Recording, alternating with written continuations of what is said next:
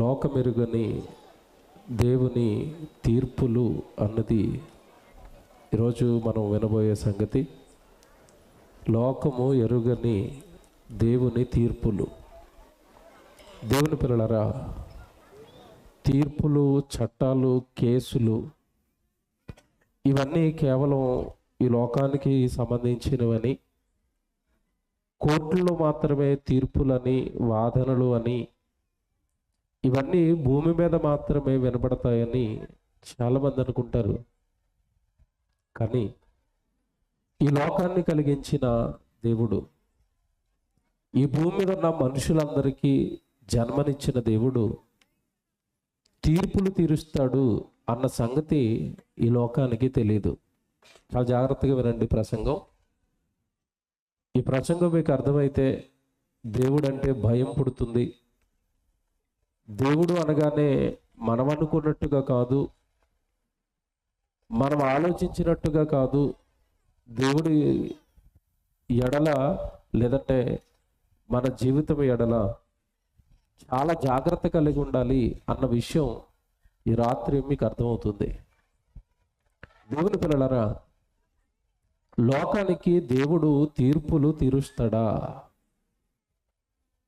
అదృశ్యుడిగా కంటికి కనపడకుండా ఉన్న దేవుడు ఎలాగండి తీర్పులు తీరుస్తాడు? అసలు మనం చేస్తున్న పాపాలు, తప్పులు, నేరాలు దేవుడికి ఎలా తెలుస్తున్నాయి? ఇవన్నీ కూడా ఈ రాత్రి మనం బైబిల్లో నుండి ఆలోచించాలి. దేవుని పిల్లలారా, తల్లి గర్భంలో దేవుడు ఈ దేహాలను కట్టాడు. మానవ జన్మ ప్రసాదించింది దేవుడు. ఆయనే పుట్టిస్తున్నాడు. ఆయనే తల్లి గర్భంలో ఈ దేహాలు కట్టాడు. భూమి మీదకి వెళ్ళిన తర్వాత మనిషి బ్రతకటానికి అవసరమైన గాలి, నీరు, ఆహారం సమస్తాన్ని కూడా దేవుడే దయచేస్తున్నాడు. ఆ మాట బైబిల్లో నుంచి చూద్దాం. ఈ మాట కీర్తనల గ్రంథం దయచేసి అందరూ తీసుకోండి. 100వ కీర్తన బైబిల్లో చదువుదాం మనం మొదటి నుంచి. పిల్లలు సైలెన్స్గా ఉంచండి. మన వాళ్ళు ఎవరైనా ఒకరు నిలబడండి. ఇక్కడ సైలెంట్గా ఉండాలి పిల్లలు, వినండి. 100వ కీర్తన చూడండి ఒకసారి దయచేసి బైబిల్లో. 100వ కీర్తన మొదటి వచ్చి చదువుతున్నారు. సమస్త దేశములారా యెహోవాకు ఉత్సాహధ్వని చేయుడి. బైబిల్ అండి, నిజంగా చాలా మంది అనుకున్నారు బైబిల్ అనేసరికి ఒక మతం అని, మత పుస్తకము అని. కానీ దేవుడు మాట్లాడుతున్నాడు సమస్త దేశములారా అన్నాడు. అందులో అమెరికా ఉంది, అందులో భారతదేశం ఉంది, అందులో పాకిస్తాన్ ఉంది, అందులో ఇంగ్లాండ్ ఉంది, అందులో నెదర్లాండ్ ఉంది. ఏ దేశమైనా, ఏ దేశంలో ఉన్న మానవుడైనా దేవుని కుమారుడే, దేవుని కుమార్తె. బైబిల్ అనగానే ఈ సృష్టిని కలిగించిన సృష్టికర్త సృష్టిలో ఉన్న మానవులందరి గురించి మాట్లాడే పుస్తకం. అందుకే మీరు చూడండి, బైబిల్ అనేది మనుషులు మాట్లాడుకుంటున్న ప్రతి భాషలోనికి వెళ్ళిపోయింది. తెలుగు వాళ్ళకి తెలుగు బైబిలు, కన్నడ వాళ్ళకి కన్నడ బైబిలు, హిందీ వాళ్ళకి హిందీ బైబిలు, తమిళ వాళ్ళకి తమిళ బైబిలు, ఇంగ్లీష్ మాట్లాడుకుంటే ఇంగ్లీష్ బైబిలు. ఎందుకు అన్ని భాషలలోనికి బైబిల్ వెళ్ళింది అంటే, అన్ని దేశాలలో ఉన్న వాళ్ళు తన పిల్లలు కనుక. ఒక్క బైబిలేనండి అన్ని భాషలలో ఉంటుంది. ముద్రించిన వాటిల్లో మొట్టమొదట ముద్రించబడిన గ్రంథం ఏది చెప్పండి? బైబిలే. అన్ని దేశాలలో ఉన్న పుస్తకం బైబిలే. మనుషులు లిపి కలిగి మాట్లాడుకుంటున్న సుమారుగా అన్ని భాషలలోనికి కూడా దేవుడు బైబిల్ను తర్జుమా చేయించాడు. కారణం ఇదిగో ఇప్పుడు మీరు చదువుతున్న మాట. ఆ మాట చూడండి ఎంత బాగుందో. 100వ కీర్తన మొదటి వచనము సమస్త దేశములారా అన్నాడు. చాలా మందికి తెలియక బైబిల్ గురించి, యేసుక్రీస్తుల వారి గురించి మాట్లాడుకుంటూ అంటారు యేసుక్రీస్తు అమెరికా వాళ్ళ దేవుడు అండి, బైబిల్ అమెరికా పుస్తకం అండి, అమెరికా వాళ్ళ పుస్తకం అండి అని తెలియక మాట్లాడతారు. అందుకే దేవుడు ఎంత బారాయించాడు బైబిల్ అంటే సమస్త దేశములారా అన్నాడు. అంటే అమెరికా దేశమా అంటం లేదు, క్రైస్తవులారా అంటం లేదు బైబిల్లో. సమస్త దేశములారా యెహోవాకు ఉత్సాహధ్వని చేయుడి, సంతోషముతో యెహోవాను సేవించండి. మీరు అన్ని దేశాలు కూడా యెహోవాను సేవించాలి, ఆయన్నే పూజించాలి, ఆయన్ను ఆరాధించాలి. ఎందుకు తండ్రి? అసలు అన్ని దేశాలు, అన్ని కోట్ల మంది, ప్రజలందరూ నిన్నెందుకు సేవించాలి, నిన్నెందుకు పూజించాలి అంటే రీజన్, కారణం చెప్తాడు. ఊరకనే దేవుడు నన్ను పూజించండి అనడు. కారణం ఏంటో తెలుసా? ఇప్పుడు చదువుతున్న మూడవ వచనంలో కారణం చెప్తున్నాడు. యెహోవాయే దేవుడని తెలుసుకొనుడి, ఆయనే మనలను పుట్టించెను. చూసారా ఎంత బాగుందో? మళ్ళా చదువుతానే. ఆయనే మనలను పుట్టించెను. ఆయనే అనుందా? ఆయన కూడా అనుందా? ఆయనే అంటే అర్థం ఏంటి? మీకు ఏమర్థం అవ్వాలి? ఆయనే అంటే అర్థం ఏంటి? దేవుడు సమస్త దేశాలకు ఒక్కడే, ఆయనే మనలను పుట్టించెను. ఆ దేవుడే ఈ సమస్త దేశాలకు దేవుడే, సమస్త శరీరులకు దేవుడే, ఒకడే, ఆయనే మనలను పుట్టించెను. మీరు బాధపడినట్టు చెప్తానండి, ఇది అవసరం. బాధపడద్దు దయచేసి. అందులో ఉన్న భావాన్ని మాత్రం తీసుకోండి. బైబిల్లోనండి ఆయనే దేవుడు అని ఉందండి. ఆయనే దేవుడు బాగుంటుందండి, ఇది వినడానికి బాగుంటుంది. ఆయన కూడా దేవుడు బాగోదండి. ఇది ఎందుకు బాగోదంటే, ఏ ఆడపిల్లనైనా వివాహం అయిన తర్వాత నీ భర్త ఎవరండి అని అడిగారు అనుకోండి, ఏం చెప్పాలి చెప్పండి? ఈయనే అనాలి. ఈయన కూడా అన్నదనుకోండి తేడా. అంతేనా? మీ భర్త ఎవరండి అంటే ఈయనే అనాలి, పర్ఫెక్ట్ ఆవిడ. ఈయన కూడా అనకూడదు, తప్పది. అలాగే దేవుడి విషయంలో కూడా సమస్త దేశాలకు దేవుడు ఒకటే, ఆయనే మనుషులకు జన్మిస్తాడు. అందుకే మీరు చూడండి, మీరు దీన్ని గుర్తుపట్టడానికి మీకు ఈజీగా ఒక ఉదాహరణ చెప్తాను. చాలా మంది అండి ఈరోజు మనుషులు దేశాలుగా విడిపోయారు, ప్రాంతాలుగా విడిపోయారు, కులాలుగా విడిపోయారు, మతాలుగా విడిపోయారు, భాషను బట్టి విడిపోయారు. మనుషులు విడిపోయారు, కలిసి ఉండరు. విడిపోయిన మనుషులు వాళ్ళు విడిపోవటమే కాకుండా దేవుడిని విడగొట్టేశారు. దేశానికి ఒక దేవుడు, రాష్ట్రానికి ఒక దేవుడు, భాషకు ఒక దేవుడు, గ్రామానికి ఒక దేవుడు. ఇది ఎంత తప్పో చిన్నగా మీరు ఆలోచించినా మీకు అర్థమైపోద్దండి.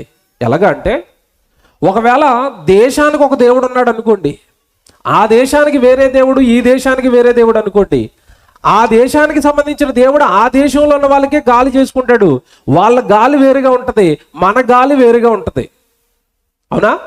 వాళ్ళకో దేవుడు మనకో దేవుడు అనుకోండి, వాళ్ళకొక గాలి చేసుకుంటాడు, మనకొక గాలి చేసుకుంటాడు. కానీ ప్రపంచంలో మీరు ఏ దేశానికి వెళ్ళినా ఒకే గాలి ఉందా, రకరకాల గాలులు ఉన్నాయా?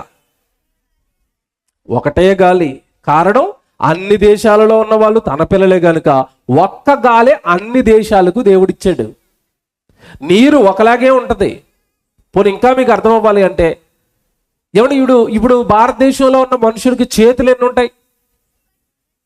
చేతులు ఎన్ని ఉన్నాయి? భారతదేశంలో ఉన్న మనుషులకి చేతులు ఎన్ని? 2. అమెరికాలో ఉన్న వాళ్ళకి చేతులు ఎన్ని? ఎందుకు మనకి 2 వాళ్ళకి 2 ఎందుకు ఉన్నాయి? వాళ్ళని మనల్ని చేసిన దేవుడు ఒక్కడే. ఒకవేళ మన దేవుడు వేరు, వాళ్ళ దేవుడు వేరు అనుకోండి, వాళ్ళ దేవుడు 2 చేతులు చేస్తే మనోడు ఊరుకుంటాడా? మా దేశంలో వాళ్ళకి నేను అలాగే ఎందుకు చేసుకుంటానని 3వ చేయి పెట్టేవాడు మనకి ఎక్కడుంది? దీనిని బట్టి సులువుగా, ఈజీగా మీరు అర్థం చేసుకోవాల్సింది ఏంటంటే, సమస్త దేశాలకు దేవుడు ఒక్కడే.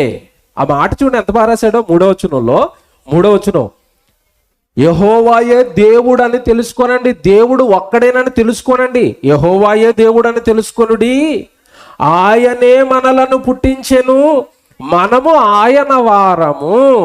ఆయన మనలను పుట్టించాడు. మనకి మనంగా పుట్టలేదు, మనకి మనంగా ఈ జన్మ తెచ్చుకోలేదు. మీ ఇక్కడ కూర్చున్నా మీలో చాలా మంది ఈ హైదరాబాద్ ప్రాంతంలో పుట్టినోళ్ళు ఉంటారు, మెహదీపట్నంలో, కర్నూలులో పుట్టినోళ్ళు ఉంటారు, ప్రకాశంలో పుట్టినోళ్ళు ఉంటారు, ఈస్ట్ గోదావరిలో పుట్టినోళ్ళు ఉంటారు. మీరు అక్కడ పుట్టాలనో లేదంటే ఇక్కడ పుట్టిన వాళ్ళు ఇక్కడ పుట్టాలనో ఈ జన్మ ఎవరు డిసైడ్ చేశారు చెప్పండి? దేవుడే. అంటే భూమి మీద మనుషులను పుట్టిస్తున్నది దేవుడు. Very good. ఆయనే మనలను పుట్టించెను, మనము ఆయన వారము. అక్కడతో ఆపలేదండి దేవుడు. ఇంకొక మాట అంటున్నాడు అక్కడ, మనము ఆయన ప్రజలము, ఆయన మేపు గొర్రెలము అన్నాడు. చూసారా? భూమి మీద ఉన్న మనుషులను దేవుడు గొర్రెలతో పోల్చి ఈ గొర్రెలన్నిటిని కూడా దేవుడు ఏం చేస్తున్నాడట? మేపుతున్నాడు, అనగా పెంచుతున్నాడు. నువ్వు పీల్చుకుంటున్న గాలి, నువ్వు త్రాగుతున్న నీళ్లు, నువ్వు తింటున్న ఆహారము, ఇదంతా నీకు 3 పూటలా నీ నోట్లోనికి ముద్ద వెళుతుందన్నా, నీళ్లు వెళుతున్నాయన్నా, గాలి పీల్చుకుంటున్నావన్నా, ఒక ఆయన కష్టపడుతున్నాడు. ఆయనే దేవుడు, పరమందున్నాడు. ఈ ప్రకృతిని నువ్వు పుట్టక ముందే కలిగించాడు. ఈ ప్రకృతిలోనికి నిన్ను తల్లి గర్భం ద్వారా రూపాన్ని ఇచ్చి లోకానికి పంపాడు. నీ కొరకు కష్టపడుతున్నాడు రాత్రి పగళ్ళు. నువ్వు కూర్చున్న ఈ నేల, భూమి గంటకి 1,11,600 కిలోమీటర్ల వేగంతో పరిగెడుతుంది. ఇది పరిగెట్టిస్తున్నాడు. సూర్యుడిని కొన్ని కోట్ల సంవత్సరాలుగా బగబగ బగబగ మండిస్తున్నాడు. నువ్వు పొలానికి వెళ్ళిపోయి నువ్వు గింజలు పొలంలో వేయగానే భూమికి పండే గుణాన్ని ఇచ్చి పంటలు పండిస్తున్నాడు. పండడానికి సూర్యుడు, వర్షాలు, ఎంత కష్టం దేవుడు పడుతున్నాడో మనుషుల కోసం. ఆ మాటలో మీరు ఇప్పుడు చదువుకున్న మాటలో ఉంది, మనము ఆయన మేపు గొర్రెలము. భూమి మీద ఉన్న మనుషులను దేవుడు పెంచుతున్నాడు. Very good. ఇప్పుడు మాట్లాడుతాను, జాగ్రత్తగా నా వైపు చూడండి. కుటుంబానికి ఒక యజమానుడు ఉంటాడు, తండ్రి. కుటుంబంలో ఉన్న భార్య కానీ పిల్లలు కానీ నీతిగా, న్యాయంగా, క్రమంగా, పద్ధతిగా ఉండాలని కోరుకుంటాడు తండ్రి. నా కుమార్తె పద్ధతిగా కాలేజీకి వెళ్ళి పద్ధతిగా ఇంటికి వచ్చేయాలి. నా కుమారుడు పద్ధతిగా చదువుకోవడానికి వెళ్ళి పద్ధతిగా ఇంటికి వచ్చేయాలి. ఏ తప్పు చేయకూడదు. ఎవరితోనూ మేము వేలెత్తి చూపించుకోకూడదు. మా కుటుంబం, నా కొడుకు తప్పు చేయకూడదు, నా కూతురు తప్పు చేయకూడదు. మేము చాలా గౌరవంగా ఉండాలి. మాది చాలా గౌరవం కలిగిన కుటుంబం. ఏనాడు నేను ఎవరితోనూ మాట అనిపించుకోలేదు. నా పిల్లలు కూడా అలాగే ఉండాలని కుటుంబాన్ని పెంచి పోషిస్తున్న తండ్రి ఎలాగైతే కలలు కంటాడో, పరలోకంలో ఉన్న దేవుడు కూడా ఈ మనుషులను పుట్టించిన తర్వాత బైబిల్లో పదే పదే ఒక మాట మాట్లాడుతాడు. ఏమంటాడు తెలుసా? నేను పరిశుద్ధుడై ఉన్న ప్రకారము మీరు కూడా పరిశుద్ధులై ఉండాలి, నిర్దోషులై ఉండాలి, నేరాలు లేని వాళ్ళై ఉండాలి, పాపము లేని వాళ్ళై ఉండాలి, అపవిత్రత అనేది మీ జీవితానికి అంటకూడదు, మీరు పరిశుద్ధులుగా ఉండాలి, పవిత్రులుగా ఉండాలి అని పరలోకంలో ఉన్న కన్నతండ్రి కోరుకుంటే, ఈరోజు భూమి మీద ఉన్న మనుషులండి యథేచ్ఛగా నా ఇష్టం, నా జీవితం, నేను చూడాలనుకున్నది చూస్తాను, తినాలనుకున్నది తింటాను, అక్కడ వరకు అయితే పర్వాలేదు, నేను చెయ్యాలనుకున్న పాపాలు నేను చేస్తాను, అబద్ధాలు ఆడతాను, మోసాలు చేస్తాను, నరహత్యలు చేస్తాను, వ్యభిచారాలు చేస్తాను. ఏమండి, తాను బాగుండటం కోసం చంపడానికైనా సిద్ధపడిపోతున్నాడు, చావడానికైనా సిద్ధపడిపోతున్నాడు. తాను అధికారంలో ఉండడానికి కిందున్న వాళ్ళు ఎన్ని వందల వేల మంది గొంతుకులైనా కోస్తున్నాడండి. అధికారం, డబ్బు, హోదా, వీటి కోసం అండి వాడు బాగుండడానికి ఎంతమందినైనా మోసం చేస్తున్నాడు, ఎంతమందినైనా చంపుతున్నాడు. ఇది ఈరోజు లోకపు ధోరణి. మీకు తెలియదు కదా, పెద్దగా లోకం గురించి నేను ఆ లోకం చేసే పాపాల గురించి, లోకం చేసే నేరాల గురించి మీకు చెప్పవలసిన అవసరం లేదు.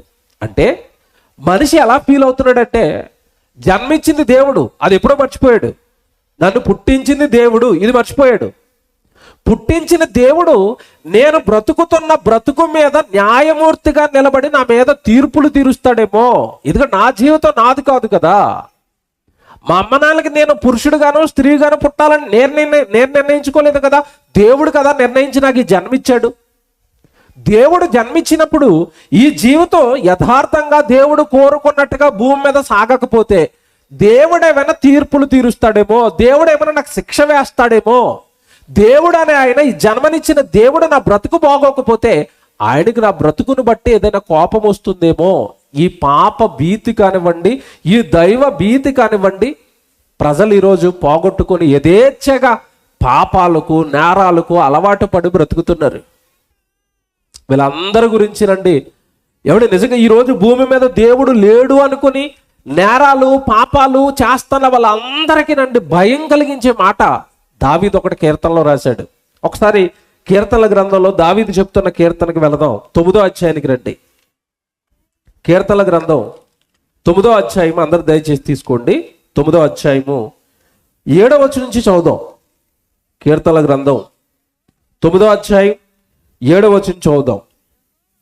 యెహోవా శాశ్వతముగా సింహాసన ఆసీనుడై ఉన్నాడు. యెహోవాట, జాగ్రత్తగా వినండి, యెహోవా దేవుడట శాశ్వతముగా సింహాసనం మీద ఆసీనుడై ఉన్నాడు. సింహాసనం అనగానే అధికారం అని అర్థం. ఈ అధికారం దేవుడికి ఎంతకాలం ఉంటుందట? శాశ్వతముగా అన్నాడు. చూసారా, లోకంలో ఉన్న వాళ్ళకు కూడా అధికారం ఉంటుంది. శాశ్వతంగా ఉంటుందా? కాంగ్రెస్ ప్రభుత్వం కానివ్వండి, లేదంటే పార్టీస్ ఉంటాయి కదండి, టీడీపీ కానివ్వండి, లేదంటే ఏదైనా ఇక్కడ మనకున్న టీఆర్ఎస్ కానివ్వండి, పార్టీస్ అండి ఇవి. అధికారాన్ని చేజిక్కించుకోవడానికి వాళ్ళు రాజకీయాలు చేస్తూ ఉంటారు. ఎవరికి శాశ్వతంగా రాజకీయ అధికారం అనేది దక్కదండి. కొంతమందికి 5 సంవత్సరాలు, కొంతమందికి 10 సంవత్సరాలు, ఆ తర్వాత మారిపోతారు, ఇంకో గవర్నమెంట్ వస్తుంది. అధికారం ఎవరికి శాశ్వతం కాదు. అలాగని పోలీస్ అధికారి ఉన్నాడు కదండి, అతన్ని మారదు కదండి అనుకుంటున్నారేమో. మారకపోవటం ఏంటి? 60 సంవత్సరాల తర్వాత అతని అధికారం పోతుంది. రిటైర్మెంట్ అయిపోతాడా? అయిపోతాడు. ఇతని అధికారం మరొకరికి వస్తుంది. భూమి మీద ఉన్న మనుషులకు ఉండే అధికారం ఎవ్వరికి కూడా శాశ్వతంగా ఉండదండి. కానీ పరలోకంలో ఉన్న దేవుడు మాత్రం సింహాసనం మీద ఎలా కూర్చుంటాడట? శాశ్వతముగా. మర్చిపోతే, నీకుండే 60-70 సంవత్సరాలు ఉండే అధికారం కాదు అయింది, నీలాంటి ఎన్నో తరాలు చూసిన అధికారం అయింది. ఆయన శాశ్వతముగా సింహాసన ఆసీనుడై ఉన్నాడు. ఎందుకు కూర్చున్నాడు ఇంతకీ సింహాసనం మీద అంటే, తర్వాత మాట, న్యాయము తీర్చుటకు ఆయన తన సింహాసనమును స్థాపించి ఉన్నాడు. అండర్లైన్ చేసుకోండి. ఇంతకీ ఈ సింహాసనాన్ని దేవుడు ఎందుకు తయారు చేశాడు అంటే, న్యాయమును స్థాపించుటకు దేవుడు సింహాసనాన్ని తయారు చేశాడు. అంటే ఈ లోకానికి తెలియకుండా ఒక కోర్టు ఉంది. జాగ్రత్తగా వినండి. ఈ లోకానికి తెలియని ఒక కోర్టు ఉంది. ఈ లోకానికి తెలియకుండా వాదనలు జరుగుతున్నాయి. ఈ లోకంలో మనుషులు ఎవరికి కనపడని ఒక సింహాసనం ఉంది. ఈ లోకంలో మనుషులు ఎవరికి తెలియని ఒక అధికారం ఉంది. ఆ అధికారం, ఆ సింహాసనం మనుషులకు న్యాయము తీరుస్తుంది. ఆ న్యాయమే దేవుడు. ఆ న్యాయాధిపతి దేవుడు భూమి మీద ఉన్న మనుషులకు ఆయన సింహాసనం మీద కూర్చుని న్యాయములు తీరుస్తున్నాడు. ఇదంతా వింటున్నప్పుడు మీకు పెద్దగా రండి, దేవుడు ఏంటండి సింహాసనం మీద కూర్చోవడం ఏంటి, న్యాయాలు తీర్చడం ఏంటి, ఎవరికి తీరుస్తున్నాడు మాకు ఎక్కడ కనపడలేదు, ఆయన ఏదో శిక్షలు వేసినట్టుగా, జైల్లో వేసినట్టుగా మాకు ఎవరికి కనపడలేదు అని అనుకుంటున్నారు కదా. ఇప్పుడు కనబడతారు కొద్దిసేపట్లో మీకు కనబడతారు. పరలోకంలో ఉన్న దేవుడు భూమి మీద ఉన్న మనుషులకు ఎలా తీర్పులు తీరుస్తున్నాడో, ఆయన తీర్పులు ఎంత భయంకరంగా ఉంటాయో, ఆయన తీర్పులు తీర్చిన తర్వాత ఆ తీర్పులోనికి వెళ్ళిపోయిన వాడి జీవితం ఎంతటి భయంకరంగా మారిపోబోతుందో ఇప్పుడు మీరు వింటారు. ఈరోజు మనుషుల కంటే లోకంలో ఉన్న కోర్టులు కానీ, జైళ్ళు కానీ, పోలీసు వారి భయం కానీ ఎప్పుడో పోయింది. ఎందుకు పోయింది అంటే, లోకంలో ఉన్న వ్యవస్థలు ఎలాగున్నాయో మీకు తెలియదు కాదు. పోలీసు వ్యవస్థ కానీ, న్యాయ వ్యవస్థ కానీ ఎలాగుందంటే, ఈరోజు లోకంలో ఉన్న ఒక సామెత, డబ్బున్న వాడికి చట్టం ఎలా మారిపోద్దట? చుట్టంగా మారిపోతుంది. అంతే కదండి. డబ్బులు ఉన్నాయనుకోండి, పోలీసు వాళ్ళకి లంచాలు ఇస్తే కేసులు పోలీసు సాక్ష్యాలు అనేవి తారుమారు అయిపోతాయి. ఒకవేళ అక్కడ అవ్వలేదనుకోండి, కోర్టులో అబద్ధపు సాక్ష్యాలు నిలబెట్టారనుకోండి, అక్కడ న్యాయం అనేది తారుమారైపోతుంది. ఎవరు అధికారంలో ఉంటేనండి వాళ్ళకి సంబంధించిన, మీరు చూడండి రాజకీయ నాయకులు ఏం చేస్తూ ఉంటారంటే, వాళ్ళ మీద ఏదైనా అవినీతి ఎలిగేషన్స్ వచ్చాయనుకోండి, వాళ్ళ మీద ఏమైనా అవినీతి ఆరోపణలు వచ్చి, నీకు ఇన్ని కోట్లు ఎక్కడి నుంచి వచ్చాయి, ఈ ఆస్తి అంతా నువ్వు అక్రమంగా సంపాదించావు అని కేసులు వాళ్ళ మీద బుక్ అవ్వగానే చూడండి రాజకీయ నాయకులు ఏం చేస్తారంటే, ఎప్పుడైతే అతని మీద కేసులు పడ్డాయో వెంటనే అధికారంలో ఉన్న పార్టీలోకి జాయిన్ అయిపోతారు వెళ్ళి. అప్పటి వరకు పోలీసు వాళ్ళు కేసులు, కోర్టులు అన్న వాళ్ళు ఎప్పుడైతే ఇతను అధికారం కలిగిన పార్టీలోనికి వెళ్ళిపోయాడో, అంతేగా కేసులు ఉండవు, ఆ కోర్టులు ఉండవు, ఇతడు హాయిగా దర్జాగా బయట తిరుగుతూ ఉంటాడు. అలా భయపెట్టి అధికార పార్టీలు ఈరోజు చాలా మంది ఎమ్మెల్యేలను, ఎంపీలను తన వైపు లాక్కుంటుంది. మా పార్టీలో ఉంటే నీ ఆస్తులు సెక్యూర్గా ఉంటాయి అంటే, ఈరోజు మీకు ఏమర్థం అవ్వాలి అంటే, పేదవాడికి అన్యాయం జరుగుతుంది తప్ప డబ్బున్నవాడు తప్పు చేసినా, నేరం చేసిన వాడు హాయిగా తనకున్న డబ్బుతోనో అధికారంతోనో తప్పించుకొని తిరుగుతున్నాడు. దీన్ని చూసి చాలా మంది ఏమనుకుంటున్నారంటే, ఏమండి ఏ న్యాయం ఏముందండి, లోకంలో న్యాయం ఏముందంటే, ఇక న్యాయం లేదండి, న్యాయం జరగదండి అనుకుంటున్నారు. తప్పండి. జరగక మానదు న్యాయం. మళ్ళా చెప్తున్నాను, జరగక మానదు న్యాయం. ఈ లోకానికి తెలియని ఒక జడ్జి ఉన్నాడు. ఈ లోకానికి తెలియని ఒక కోర్టు ఉంది. భూమి మీద కోర్టులు ఎలా ఉంటాయంటే మీకు తెలియదు కదండి. జిల్లా కోర్టులో శిక్ష పడ్డది అనుకోండి, వెంటనే ఖైదీ ఏం చేస్తాడు చెప్పండి? నెక్స్ట్ ఆప్షన్ ఏంటి అతనికి? హైకోర్టుకి వెళ్ళిపోతాడు. రాష్ట్రానికి సంబంధించిన కోర్టు ఉంటుంది. ఈ జిల్లా కోర్టు శిక్ష వేస్తే హైకోర్టు దానిని కొట్టేసిన సందర్భాలు లేవా? ఉన్నాయా లేవా? మరి ఇక్కడ శిక్ష పడింది, అక్కడికి వెళ్ళేసరికి నిర్దోషి అయిపోయాడు. పోనీ హైకోర్టులో కూడా న్యాయం జరగలేదు అనుకోండి, నెక్స్ట్ దేనికి వెళ్ళిపోతాడు? సుప్రీంకోర్టుకి వెళ్ళిపోతాడు. ఇక్కడ దోషి అన్న అతను అక్కడ నిర్దోషి అయిపోతాడు. అదేటది అంటే డబ్బులుంటే, అధికారం ఉంటే కోర్టుల్లో సైతం న్యాయం తారుమారు అయిపోతుంది. దీనిని చూసి సామాన్యులు చాలా మంది ఏమనుకుంటున్నారంటే, ఇంక న్యాయం ఎక్కడుందండి అనుకుంటున్నారు. కాదండి, ఉంది న్యాయం. ఈ రాత్రి మీరు మనసు పెట్టి వినాలి, నమ్మాలి. ఇది న్యాయం ఉంది, న్యాయాధిపతి ఉన్నాడు. ఈ లోకానికి తెలియని ఒక కోర్టు ఉంది, జడ్జి ఉన్నాడు. ఆయన దేవుడు భూమి మీద ఉన్న ఏ మనిషిని విడిచిపెట్టడు. మళ్ళీ చెప్తున్నాను, అండర్లైన్ చేసుకోండి ఈ మాట. భూమి మీద ఉన్న ఏ మనిషిని విడిచిపెట్టడు. ఆ న్యాయాధిపతి, ఆ సింహాసనం, ఆ కోర్టు భూమి మీద ఉన్న ఎవరిని విడిచిపెట్టదు. ఎలాగండి అనుకుంటున్నారా? ఇప్పుడు మీరు 7వ అధ్యాయంలో ఉన్నారు కదా, ఒకసారి 9వ అధ్యాయంలో ఉన్నారు కదా, 7వ అధ్యాయానికి రండి ఒకసారి. 7వ అధ్యాయానికి, 7వ అధ్యాయం 7వ వచనం ఒకసారి చూడండి. 7వ అధ్యాయం 7వ వచనం అండి. కీర్తనల గ్రంథం 7వ అధ్యాయము 7వ వచనం. జనులు సమాజముగా కూడి నిన్ను చుట్టుకొనినప్పుడు వారికి పైగా పరమందు ఆసీనుడు కమ్ము, యెహోవా జనములకు తీర్పు తీర్చువాడు. అండర్లైన్ చేసుకోండి. దేవుడు అనే ఆయన జనములకు ఏం చేస్తాడట?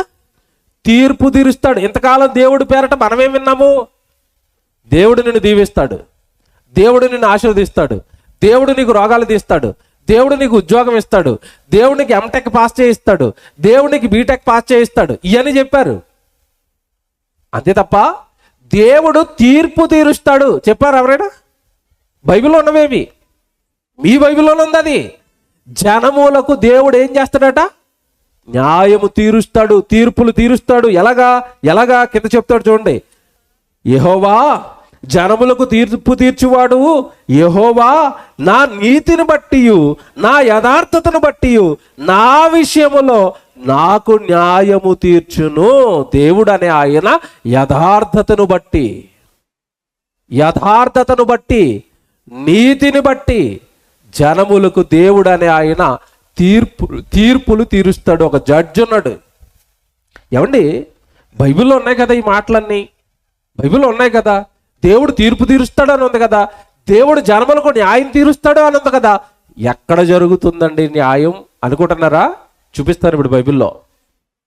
ఆ రోజు నుండి ఈ రోజు వరకునండి ఆయన విధించే తీర్పులు కంటికి నీకు కనబడవేమో కానీ తప్పు చేసిన ప్రతి ఒక్కడు ఆయన చేతిలో పడక తప్పదు, ఆయన వలన శిక్షలు అనుభవించక తప్పదు. ఒక సందర్భాన్ని బైబిల్లో చూపిస్తానండి. ఒక రాజు ఉన్నాడు. వాడు ఏం చేశాడో బైబిల్లో ఒకసారి రాజు వాడు ఏం చేస్తున్నాడో న్యాయాధిపతుల గ్రంథం 1వ అధ్యాయం 5వ వచనం ఒకసారి చూడండి. ఒక రాజు అండి వీడు ఎంత క్రూరుడో, ఎంత క్రూరంగా ప్రవర్తించాడో. వాడికున్న అధికారాన్ని ఉపయోగించుకుని, రాజు కదండి, వాడికున్న అధికారాన్ని ఉపయోగించుకుని ఎంత క్రూరంగా ప్రవర్తిస్తున్నాడో ఒక మాట చదవండి. న్యాయాధిపతుల గ్రంథం 1వ అధ్యాయం 5వ వచనం చదువుదాం. అందరూ తీసుకోండి బైబిల్ జాగ్రత్తగా. న్యాయాధిపతుల గ్రంథం 1వ అధ్యాయము 5వ వచనం. వారు బెజెకులో అదోని బెజెకును చూచి వారితో యుద్ధము చేసి కనానీయులను పెరిజీయులను హతము చేసిరి. అదోని బెజెకు పారిపోగా వారు అతనిని తరిమి పట్టుకొని అతని కాలు చేతుల బొటన వేళ్లను కోసివేసిరి. ఏమండి, వీడు రాజు అండి, యుద్ధానికి వెళ్ళాడు, ఓడిపోయిన తర్వాత వీడిని పట్టుకుని ఏం చేశారట? అతని కాళ్ళు చేతులకున్న బొటన వేళ్లను కోసేశారటండి. ఇప్పుడు యుద్ధంలో ఓడిపోతే తీస్తే ప్రాణం తీయాలి, లేదంటే అతడు సరెండర్ అయిపోతే బానిసగా రాజ్యంలో ఉంచుకోవాలి. కానీ ఇతడికి స్పెషల్గా బొట్టన వేళ్ళు కోసేయటం ఏంటి? చేతుకున్న బొట్టన వేలు కోసేశారట, కాళ్ళకున్న బొట్టన వేలు కోసేశారట. ఎందుకు కోసేశారండి?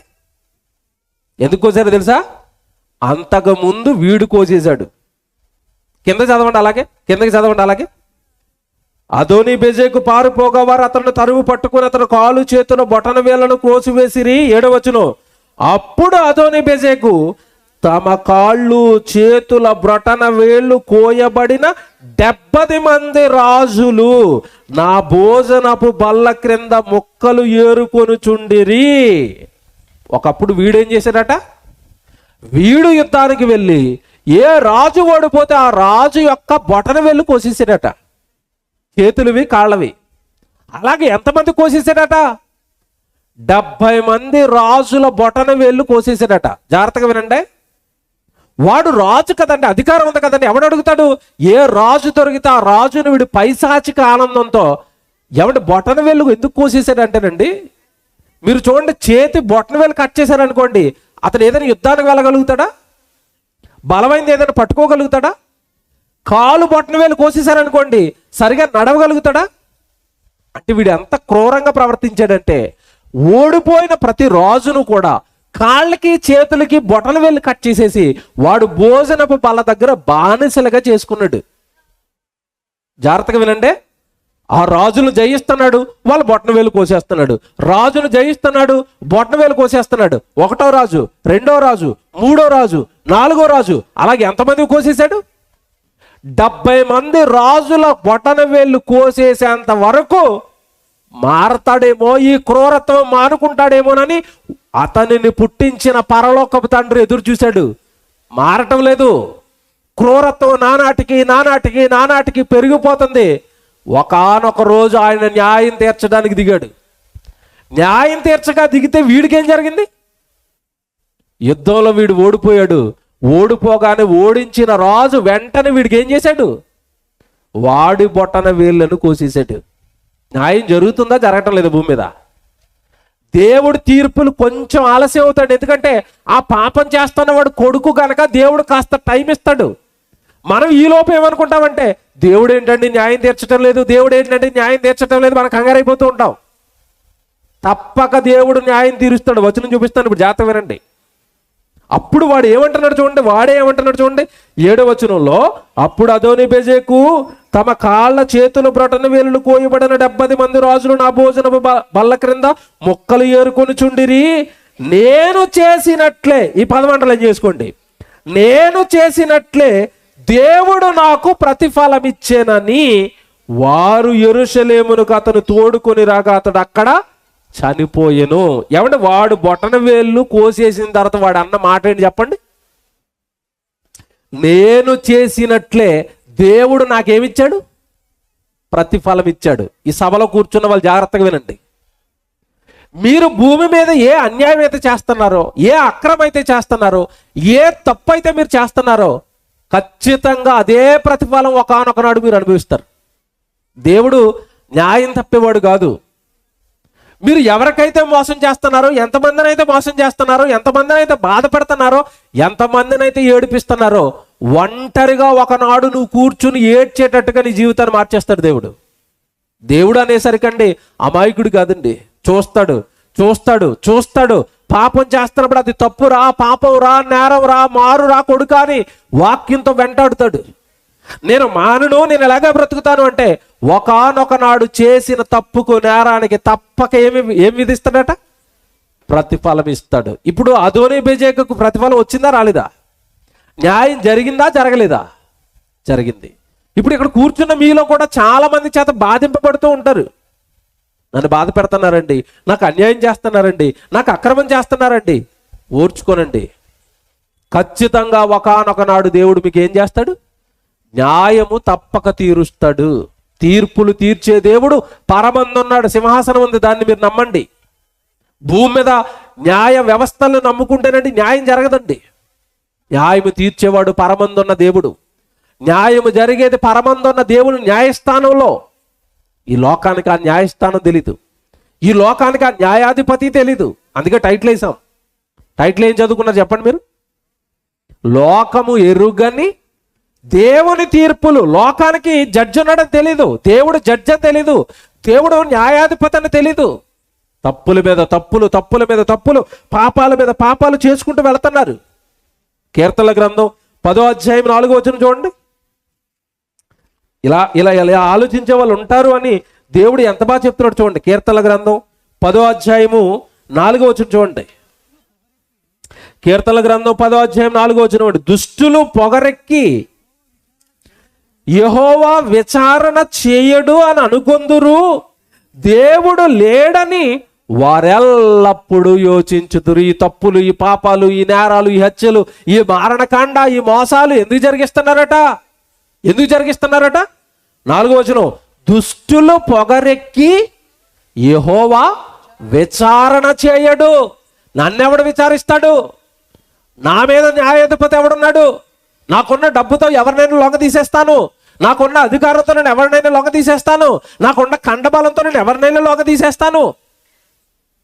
చాలామంది అండి రౌడీజం చేస్తూ ఉంటారు. శరీరంలో బలం ఉన్నంత కాలం అండి నేను రౌడీని అంటారు, కొడతారు, తిడతారు, బెదిరిస్తారు, అమాయకులని దోచుకుంటారు, దాచుకుంటారు, లాగేసుకుంటారు. శరీరంలో ఎవడి కండబలం తగ్గుతుంది, బలహీనుడవుతాడు, వృద్ధాప్యానికి వస్తాడు. అతని వలన మోసపోయిన వాళ్ళందరూ ఎప్పుడు అతని శరీరంలో బలం తగ్గుతుందా అని ఎదురు చూస్తారు. ఆ బలం తగ్గగానే అతడి వలన మోసపోయిన వారు, అతని వలన దెబ్బతిన్నవారు అతడిని దెబ్బతీయక మానుతారా? మీరు చెప్పండి, మానేస్తారా? ఎంతమంది చరిత్రను మనం చూడటం లేదు? రౌడీజం చేసి ఎంతమంది కత్తులతో నరకబడి చంపబడలేదు, ఎంతమంది ఏమండి కాల్చబడి చంపబడలేదు మనం చూడలేదండి. ప్రభాకరన్ పిల్లే, మీకు తెలియదు కాదు, ఎంత మారణకాండ జరిగించాడండి అతను. చివరికి అతను చావు చూడండి. ఒక సద్దాం హుసేన్ తీవ్రవాది, ఎంత దారుణంగా అతను మారణకాండ జరిగించాడు. చివరికి అతను చావు చూడండి. దేవుని పిల్లలారా, న్యాయం తప్పదండి, న్యాయము తప్పదు. నువ్వు ఏది చేస్తున్నావో దానికి సంబంధించి దేవుడు విచారణ చేస్తాడు. తప్పక దేవుడు న్యాయము జరిగిస్తాడు. న్యాయాధిపతి. ఈ లోకానికి తెలియని తీర్పులు జరుగుతున్నాయి. ఓ మంచి మాట ఏమంటే, నిజంగా ఈ మాట చూడండి, మీరు ఎంత ఆశ్చర్యపోతారో. కీర్తనల గ్రంథం, ఏమంటే కీర్తనల గ్రంథం మీరు 7వ అధ్యాయానికి రండి ఒకసారి, మళ్ళా 7వ అధ్యాయానికి రండి. కీర్తనల గ్రంథం 7వ అధ్యాయానికి రండి. ఏమన్నా మీరు చదువున మాట 14వ వచనం మళ్ళా చదవండి. 14వ వచనం. పాపమును కనుటకు వాడు ప్రసవ వేదన పడుచున్నాడు. 7వ అధ్యాయం 14వ వచనం చదువుతున్నారు. కీర్తనల గ్రంథం 7వ అధ్యాయం 14వ వచనం. పాపమును కనుటకు వాడు ప్రసవ వేదన పడుచున్నాడు. చేటును గర్భమును ధరించిన వాడై అబద్ధమును కని ఉన్నాడు. 15వ వచనం చూడండి. వాడు గుంట త్రవ్వి దానిని లోతు చేసి ఉన్నాడు. గుంటలు తవ్వుతున్నారట. పాపం అనే గుంటలు తవ్వుతున్నారట. మోసాలు అనే గుంటలు తవ్వుతున్నారట. అబద్ధాలు అనే గుంటలు తవ్వుతున్నారట. అక్రమాలు అనే గుంటలు తవ్వుతున్నారట. మోసాలు అనే గుంటలు తవ్వుతున్నాడట. మనిషి అంటే మంచోడు కదండి. ఈరోజు ఎవడు చాలా దారుణంగా మారిపోయాడండి. స్వార్థపరుడండి, నిలువెల్ల స్వార్థం. తాను బాగుంటే చాలు, చంపడానికైనా సిద్ధం, మోసం చేయడానికైనా సిద్ధం. మనిషి చాలా క్రూరంగా ఉన్నాడండి. అది చెప్తున్నాడు ఇక్కడ. వాడు గుంట త్రవ్వి దానిని లోతు చేసి ఉన్నాడు. గుంట తవ్వేశాడు. ఎవడో ఒకరిని పడగొడదామని, ఎవడో ఒకరిని నాశనం చేద్దామని, ఎవడో ఒకరిని చంపేద్దామని, పడగొడదామన్న ప్లాన్లో గుంట తవ్వాడు. కానీ ఏం జరిగిందట? వాడు గుంట తవ్వి దానిని లోతు చేసి ఉన్నాడు. తాను త్రవ్విన గుంటలో తానే పడిపోయెను. ఎవరు పడేశారు చెప్పండి? తాను త్రవ్విన గుంటలో తానే పడిపోయెను. బైబిల్లో ఒక ఉదాహరణ ఉంటుందండి మీకు. ఎస్తేరు గ్రంథంలో ఒక చరిత్ర జరుగుతూ ఉంటుంది. యూదుల్లో పుట్టిన ఒక భక్తిపరుడు ఉన్నాడు. ఎవడు యూదుల సాంప్రదాయం ప్రకారం వాళ్ళు ఎవరికి నమస్కారం చేయడండి. మీకు తెలిసిన చరిత్ర. ఎవరు? మొర్దుకై. నమస్కారం చేయటం లేదని వాడు పగపట్టేశాడు అధికారి. చివరికి ఎలాంటి పగపట్టాడంటే, ఇక యూదులందరినీ చంపేయాలని ఉరితోడు సిద్ధం చేశాడు. చివరికి వాడు సిద్ధం చేసిన ఉరికొయ్యకు వాడే ఉరి తీయబడ్డాడు. మీకు తెలుసా చరిత్ర? క్రైస్తవులు చదువుకున్నారు. తాను త్రవ్విన గుంటలో తానే పడిపోతాడట. కింద మాట చూడండి, ఇంకెంత బాగుంటుంది కింద మాట. తర్వాత మాట, వాడు తలంచిన చేటు వాని నెత్తి మీదకి వచ్చును. వాడు తలంచిన చేటు వాని నెత్తి మీదకి వచ్చును. ఎవరు జరిగిస్తున్నారు ఇవన్నీ? వాడు త్రవ్విన గుంటలో వాడే పట్టవేంటి? యేసుక్రీస్తు వారు ఒక మాట అన్నారండి, కత్తి పట్టిన వాడు కత్తితోనే నశిస్తాడు, చచ్చిపోతాడు. తుపాకీ పెట్టిన వాడు తుపాకీతోనే నశిస్తాడు. మారణాయుధం, చంపటం, నరకటం తప్పు నాయన. ఆ మార్గమే తప్పు. భూమి మీద ఉన్న మనుషులంతా దేవుని పిల్లలు. యథార్థంగా ఉండాలి, న్యాయంగా ఉండాలి, ప్రేమ కలిగి ఉండాలి, ఒకరినొకరు ప్రేమించుకోవాలి, పరలోకంలో ఉన్న దేవుడికి భయపడాలి. తప్పులు చేస్తే ఖచ్చితంగా ఆయనకి దొరికిపోతామన్న భయంతో ఉండాలి. ఆ భయం లేదు ఈరోజు ప్రపంచానికి. మనుషులు గుంటలు త్రవ్వుతున్నారట, పాపమనే గుంటలు తవ్వుతున్నారట.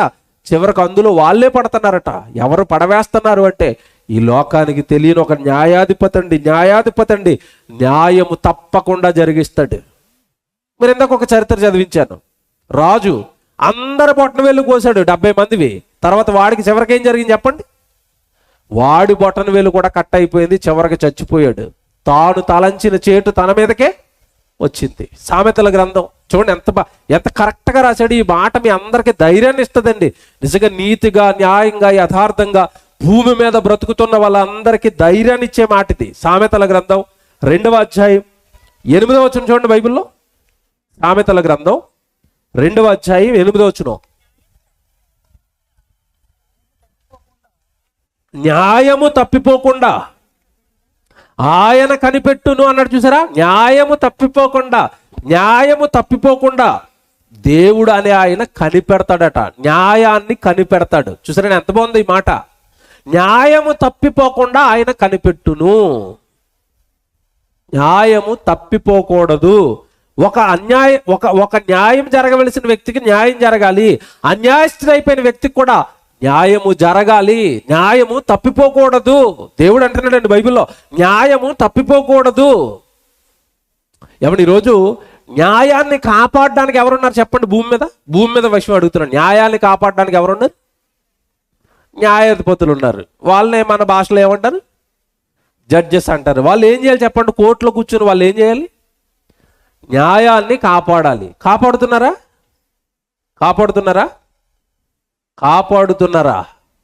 కాపాడటం లేదు. ఎలా చెప్తారంటారా? ఒక వార్త మీకు జ్ఞాపకం చేస్తాను. ఒకప్పుడు అండి గాలి జనార్దన్ రెడ్డి అని ఒక అతను అక్రమ మైనింగ్ చేసి దొరికిపోయాడు. సిబిఐ వాళ్ళకి తెలుసు కదా మీకు. కర్ణాటక అక్రమంగా మైనింగ్ చేశాడు, అక్రమంగా తవ్వేశాడు. అక్రమంగా మైనింగ్ చేసి తవ్వేసి 1000 కోట్లండి సంపాదించేశాడు. షార్ట్ కట్లో చూస్తుండగానే 1000 కోట్లకు అధిపతి అయిపోయాడు. సిబిఐ వాళ్ళకి డౌట్ వచ్చింది, ఏంటి తను ఇలాగా షార్ట్ టైంలో అతను ఎంత దర్జాగా ఉన్నాడంటేనండి, బెంగళూరులో నుండి బళ్ళారి నుండి బెంగళూరుకి టీ తాగడానికి ఫ్లైట్ వేసుకుని వెళ్ళేవాడట. చూడండి ఎలాగుందో. బెంగళూరుకి దేనికి వెళ్ళేవాడట? టీ తాగడానికి ఫ్లైట్ వేసుకుని వెళ్ళేవాడట. మీరు ఎప్పుడైనా ఫ్లైట్ ఎక్కారా? చేయొత్తాను ఇక్కడ కూర్చున్న వాళ్ళు. జీవితంలో ఫ్లైట్ ఎక్కలేదు మనం. ఆ టీ తాగడానికి ఫ్లైట్ వేసుకుని వెళ్తాడట, మళ్ళీ టిఫిన్ చేసి మళ్ళీ ఫ్లైట్లో వచ్చేస్తాడట. ఎన్ని కోట్లు ఉంటే ఇలా జరుగుతుందండి. ఎక్కడో సిబిఐ వాళ్ళకి డౌట్ వచ్చిందండి, ఎంక్వైరీ మొదలు పెట్టారు. ఎంక్వైరీ మొదలు పెట్టగానే జరిగింది ఏంటంటే, గవర్నమెంట్ దగ్గర లీజుకు ఒక 4 ఎకరాలు 5 ఎకరాలు మైనింగ్ తవ్వుకోవడానికి డబ్బులు కట్టేవాడు గవర్నమెంట్కి. తవ్వుకోవడానికి కట్టింది ఒక 4 ఎకరాలకు 5 ఎకరాలకు డబ్బులు కట్టేవాడు. వెనకాల 100 ఎకరాలు తవ్వేసేవాడు అండి అక్రమంగా, గవర్నమెంట్కి తెలియకుండా. ఆ మైనింగ్ అంతా అమ్మేసుకునేవాడు. బ్లాక్ మనీ 1000 కోట్లకు అధిపతి అయిపోయాడు. సిబిఐ వాళ్ళు పట్టుకున్నారు, జైల్లో వేశారు, సాక్ష్యాధారాలతో కోర్టు ముందు పెట్టారు. కోర్టులో పెట్టగానే మీరు డబ్బులున్న వాళ్ళందరూ వెంటనే దేనికి ప్రయత్నిస్తారు చెప్పండి? బెయిల్ కోసం. బెయిల్ వచ్చేయాలా, నేను బయటకు వచ్చేయాలా. మీకు తెలియదు కాదు కదా, మన చంద్రబాబు నాయుడు గారిని అరెస్ట్ చేశారు. ఆయన ప్రయత్నాలు మీకు తెలియదు కాదు బెయిల్ వచ్చేంత వరకు. ఎవరిని అరెస్ట్ చేసినా సరే వెంటనే దేనికి వెళ్ళిపోతారు? కోర్టు దగ్గరికి. మాకు బెయిల్ ఇచ్చేయండి. ఇతను వెళ్ళాడండి బెయిల్ ఇచ్చేయమని. ఏ కోర్టు కూడా బెయిల్ ఇవ్వటం లేదు, ఎందుకంటే సాక్ష్యాలు అంత స్ట్రాంగ్గా ఉన్నాయి. కొద్ది రోజులకండి ఒక కోర్టు బెయిల్ ఇచ్చేసింది. ఆ జడ్జి పేరండి పట్టాభి. కోర్టు బెయిల్ ఇచ్చేగానే సిబిఐ వాళ్ళకి మతిపోయింది. ఇదేంటండి ఇంత పక్కాగా ఆధారాలతో ఇతను నేరం చేశాడని రుజువు చేసిన తర్వాత బెయిల్ ఎలా ఇస్తారు? బయటకు వస్తే సాక్ష్యాధారాలు తారుమారు చేసేస్తాడు కదా, ఎలా ఇచ్చారని. అప్పటి వరకు గాలి జనార్దన్ రెడ్డి వెనకాల ఉన్న సిబిఐ ఒక్కసారి బెయిల్ రాగానే సిబిఐ వాళ్ళు బెయిల్ ఇచ్చిన జడ్జి వెనకాల పడ్డారు. ఏం జరిగిందని ఆలోచిస్తేనండి జడ్జి గారు అయ్యగారు 100 కోట్లు లంచం తీసుకుని బెయిల్ ఇస్తాడు. ఆడికేం కరువు? అక్రమ మైనింగ్ 100 కోట్లని ఇస్తాడు, 200 కోట్లని ఇస్తాడు. అన్యాయంగా అక్రమంగా ఒక జడ్జి, న్యాయాన్ని కాపాడవలసిన జడ్జి, అతడు చేసిన అక్రమాలు ప్రజాధనం కోట్లు కొల్లగొట్టేస్తే న్యాయాన్ని కాపాడవలసిన వ్యక్తి డబ్బులకి కక్కుర్తుపడి అన్యాయం చేస్తాడు ఆ రోజు. ఇది మీకు ఎందుకు చెప్పాను తెలుసండి? భూమి మీద ఉన్న న్యాయాధిపతులు న్యాయాన్ని కాపాడుతున్నారా? కాపాడరు అని బైబిల్లో దేవుడు రాశాడండి. ప్రసంగి గ్రంథం 3వ అధ్యాయం 16వ వచనం చూడండి. ఇది జరుగుతుందని దేవుడు ఎప్పుడోనండి 1000 సంవత్సరాల క్రితం చెప్పాడండి. ఇది క్రీస్తుకు పూర్వం 1000 సంవత్సరాల క్రితం రాయబడిన మాట. ఏమనుంది చూడండి అక్కడ. ప్రసంగి గ్రంథం 3వ అధ్యాయం 16వ వచనం. మరియు లోకమునందు విమర్శ స్థానమున దుర్మార్గత జరుగుటయు, న్యాయము ఉండవలసిన స్థానమున దుర్మార్గత జరుగుటయు. ఎంత బాగా చెప్పాడు చూసారా? న్యాయం ఉండవలసిన స్థలంలో న్యాయం లేదట, విమర్శ జరిగే చోట న్యాయం దొరకటం లేదట. భూమి మీద మనుషులు ఏర్పాటు చేసుకున్న కోట్లన్నీ కూడా అక్రమాలుగా మారిపోతాయి అని రాశాడండి దేవుడు. మారిపోయాయండి. ఇప్పుడు లోకంలో న్యాయం దక్కదండి. మళ్ళీ చెప్తున్నాను, సభలో కూర్చున్న మీరు, నెట్ ద్వారా వింటున్న మీరు, దేవుడు మాత్రమే మనకి న్యాయాధిపతి. ఆయన మాత్రం ఖచ్చితంగా న్యాయాన్ని జరిగిస్తాడండి. ఇందా మీరు చదువుకున్న మాట సామెతల గ్రంథం 2:8 ఏం చెప్పాడు అక్కడ? ఆయన న్యాయము తప్పిపోకుండా దాన్ని ఏం చేస్తాడట? కాపాడుతాడు. దేవుడు న్యాయాన్ని కాపాడగలడు, మనుషులు న్యాయాన్ని చేయరండి. దేవుని పిల్లలారా, న్యాయాధిపతి తీరుస్తున్న తీర్పులు ఎలా ఉంటాయో ఇంకొకటి జ్ఞాపకం చేస్తానండి మీకు. బైబిల్లో ఇంకొక సంఘటన జ్ఞాపకం చేయాలి. అధికారం ఉన్నప్పుడు అండి, ఎవడు నిజంగా అధికార మదంతో, అధికార పిచ్చితో, అధికారం నాది కదా, నన్ను ఎవడేం చేస్తాడులే అని ఒక భయంకరంగా ఒక రాజు రాణి భయంకరమైన అక్రమాలకు పాల్పడ్డారు బైబిల్లో. ఆహాబు, యెజబెలు. మీకు తెలుసు, రాజుల మొదటి గ్రంథం 21వ అధ్యాయంలో వీళ్ళ చరిత్ర అంతా ఉంటుందండి. రాజుల మొదటి గ్రంథం 21వ అధ్యాయంలో వీళ్ళ చరిత్ర ఉంటుంది. ఏం జరిగిందో జ్ఞాపకం చేస్తాను, మీరు చదువుకున్న వాళ్ళైతే మీకు అర్థమైపోద్ది. ఆయన జరిగింది చెప్తాను నేను. అక్కడ 21వ అధ్యాయం మీరు అంతా చదువుతున్నప్పుడు ఆహాబు, యెజబెలు అనే వీళ్ళిద్దరూ కూడా ఇశ్రాయేలును పరిపాలిస్తున్నారు. రాజు ఆహాబు, భార్య యెజబెలు రాణి పరిపాలిస్తున్నప్పుడు అండి, ఈ రాజు ఆహాబుకి ఒక కోరిక కలిగింది. తన నగరును ఆనుకుని ఒక పేదవాడండి నాబోతు ద్రాక్ష తోట ఉంది. రాజు ఆ ద్రాక్ష తోట మీద మనసు పడ్డాడు, నాకు ఇయ్యని అడిగాడు. పాపం పేదవాడు నాబోతు, అతనికి ఉన్నది ఒకటే ఒక పొలం. అయ్యా, అది మా పిత్రార్జితం, నా తండ్రి నుండి నాకు వచ్చింది, నా తండ్రి నాకు ఇచ్చిన నా తండ్రి జ్ఞాపకాలు అవి, అందులో నేను వ్యవసాయం చేసుకుని బ్రతకాలి, నేను పేదవాడిని, నాకున్న ఒక్క పొలం మీరు అమ్మేయమంటున్నారు, మీకు అమ్మేస్తే అది నా పిత్రార్జితం అయ్యా, నేను అమ్మలేను, నాకున్నది ఒకటే పొలం, నన్ను వదిలేయండి అని బతుమాలుకున్నాడండి నాబోతు. పేదవాడు, ఒక చిన్న స్థలం, ఒక చిన్న పొలం కలిగిన వాడు. వెంటనేనండి వాడు నాబోతు ఎప్పుడైతే స్థలం ఇవ్వనన్నాడో, యాహాబండి మూతు ముడుచుకొని అన్నం తినకుండా మంచం మీద పడుకున్నాడు. ఈలోపు అమ్మగారు వచ్చింది. ఎవరు? యెజబెలు. యెజబెలు అంటాం కంటే దెయ్యం అనొచ్చండి. దెయ్యానికి నిలువెత్తు నిదర్శనం అండి. ఒకప్పుడు మీకు తెలియదు కాదు, పాత సినిమాల్లోనండి గయ్యాలి అత్త అనగానే ఒక పేరు జ్ఞాపకం వచ్చిందండి. ఎవరు చెప్పండి? చచ్చిపోయిందండి పాప మహానురాలు. ఏమండి? సూర్యకాంతం. సినిమాల్లోనే గయ్యాలి, ఒరిజినల్గా మంచిదట ఆవిడ క్యారెక్టర్లు అలా ప్లే చేసింది తప్ప ఒరిజినల్గా మంచి ఆవిడ. కానీ ఈ యెజబెలు అనేసరికి అండి దెయ్యానికి, సైతానికి నిలువెత్తు నిదర్శనం అండి. ఒళ్ళంతా కండకావరం, నన్నేం చేస్తాడులే అన్న కండకావరం అండి. అధికారం ఉంది రాజు, భర్త రాజు. ఏవయ్యా మంచం మీద పడుకున్నామని అడిగింది. నేను పక్కనే మన నాబోతున్నాడు, అతను ద్రాక్ష తోట అడిగాను, అతను ఇవ్వనన్నాడు, నాకు కోపం వచ్చింది, నేను పడుకున్నాను అనేసరికి అంటుంది, నువ్వేమైనా సామాన్యుడు అనుకుంటున్నావా? ఒకడు పొలం ఇవ్వనంటే అలిగి మంచం మీద పడుకోవడానికి నువ్వేమైనా సామాన్యుడు అనుకుంటున్నావా? నువ్వు రాజువు, మర్చిపోయావా? ఈ రాజ్యాన్ని పరిపాలిస్తున్న రాజువు నువ్వు. నీ చేతిలో అధికారం ఉంది. అధికారం ఉంటే ఎవరినైనా చంపొచ్చు, ఎవరిదైనా లాక్కోవచ్చు, ఎవరినైనా దోచేయచ్చు, ఎవరినైనా కొట్టేయచ్చు, చంపేయచ్చు. మనల్ని ఎవడు అడుగుతాడు? మనం రాజులం కదా, అధికారులం కదా, మన దగ్గర అధికారం ఉంది కదా. ఈ మదంతోనంటే అది చేసింది ఏంటో తెలుసండి. యెజబెలు, నీకు పొలం కావాలి అంతేనా, నేను ఇప్పిస్తాను, నువ్వు లే భోజనం చేయి అన్నది.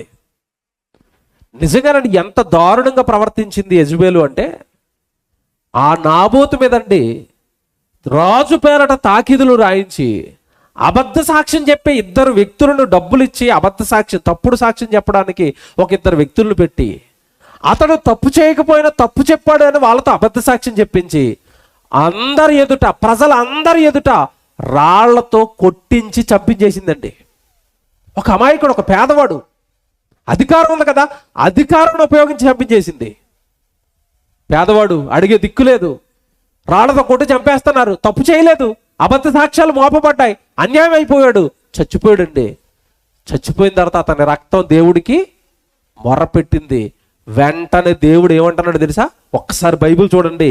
నిజంగానండి, అన్యాయం అయిపోయిన వాళ్ళందరి వెనక ఎవడు అల్పులు, ఎవడు నిజంగా మాకు బలం లేదు, మేము అన్యాయం అయిపోతాను అని నలిగిపోతున్న ప్రతి వాళ్ళ వెనకాల న్యాయాధిపతి, లోకానికి తెలియని దేవుడు, చట్టం, కోర్టు ఒకటి వాళ్ళ వెనకాల వస్తుంది అనడానికి ఇక్కడ ఒక బెస్ట్ ఎగ్జాంపుల్ అండి.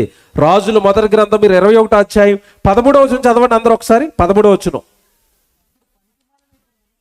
అప్పుడు పనికి మాలిన ఇద్దరు మనుష్యులు సమాజంలోకి ప్రవేశించి అతని ఎదుట కూర్చుండి, నాబోతు దేవునిని రాజును దూషించెనని జనుల సమక్షమున నాబోతు మీద సాక్ష్యము పలకగా వారు పట్టణపు బయటకు అతన్ని తీసుకొని పోయి రాళ్లతో చావగొట్టిరి.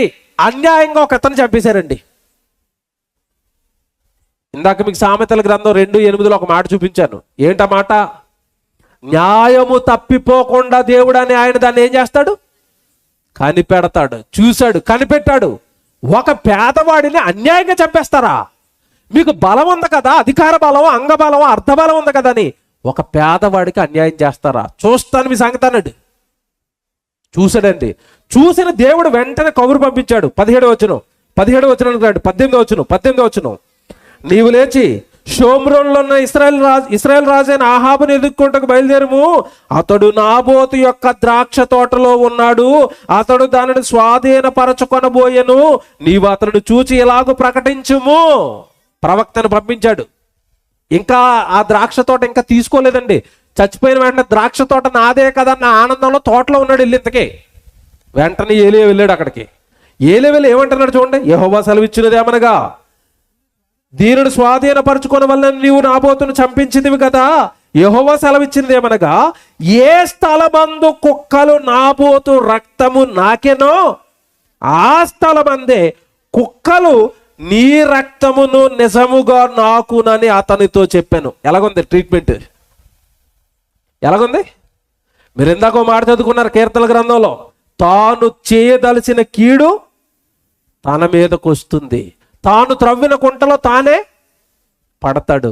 అన్యాయంగా అక్రమంగా రాళ్లతో కొట్టించి చంపించేస్తే నాబోతుని, అతని రక్తం ఆ రోజు అలా కారిపోతా ఉంటే కుక్కలు ఆ రక్తాన్ని నాకేయండి. ఇదిగో నాబోతుకు నువ్వు అలా చేసావు కదా.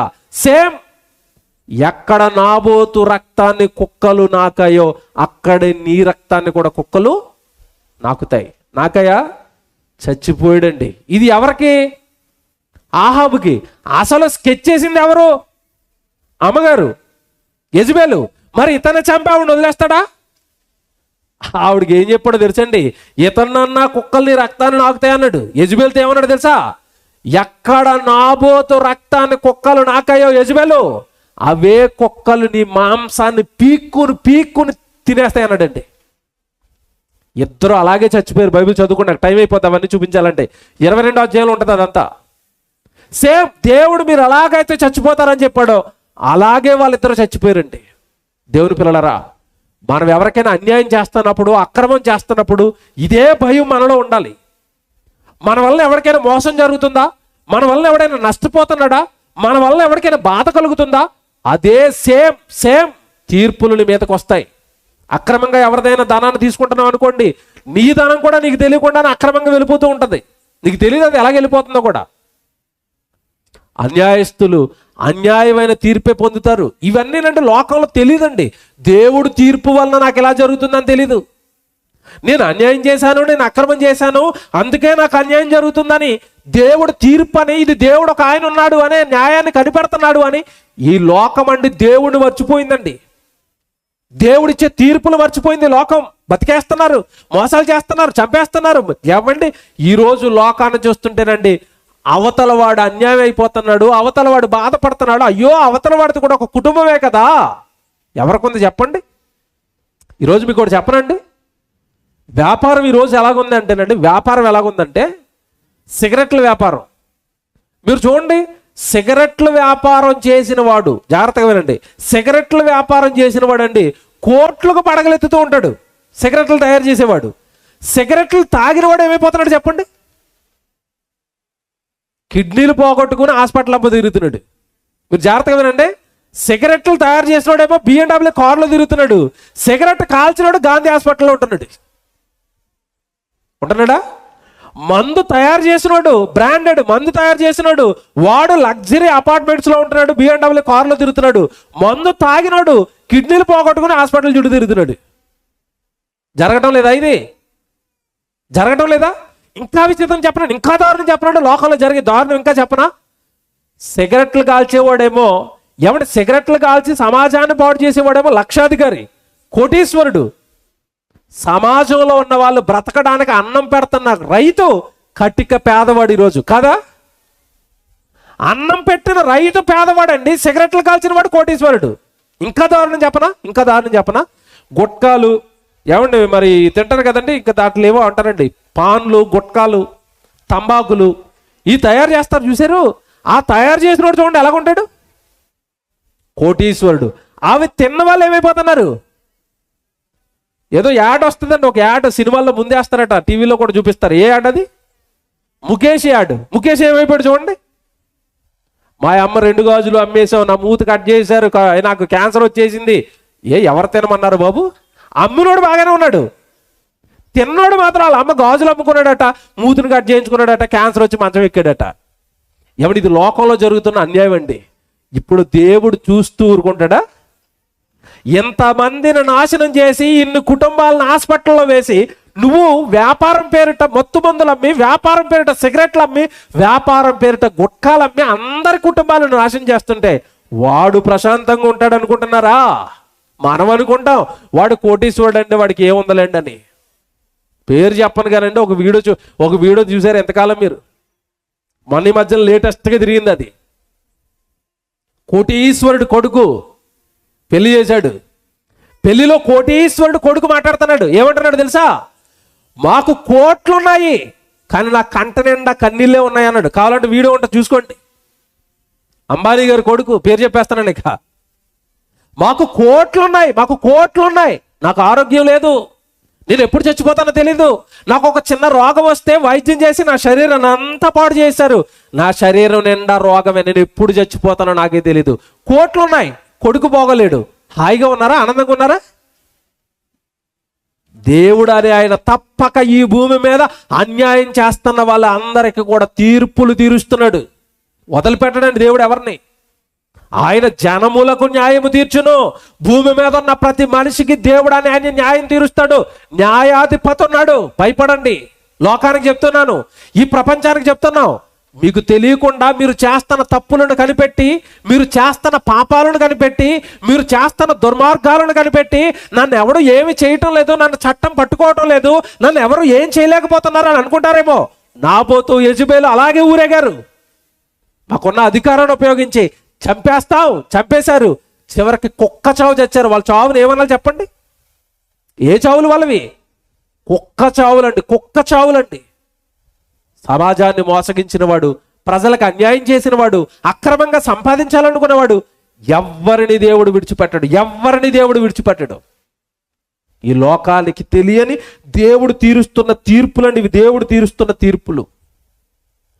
ఏమంటే రోమిలకు రాసిన పత్రిక, మన యేసుప్రభు గురించి ఒక మాట చూపిస్తాను చూడండి మీకు. రోమిలకు రాసిన పత్రిక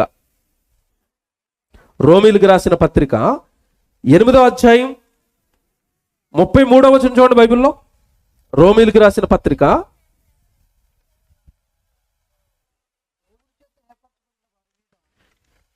8వ అధ్యాయం 33వ వచనం. దేవుని చేత ఏర్పరచబడిన వారి మీద నేరము మోపువాడు ఎవడు? నీతిమంతులుగా తీర్పు తీర్చువాడు దేవుడే. నీతిమంతులుగా తీర్పు తీర్చువాడు దేవుడే. తర్వాత 34వ వచనం, శిక్ష విధించువాడెవడు? చనిపోయిన యేసుక్రీస్తే. చూసారా? శిక్ష విధించువాడెవడు?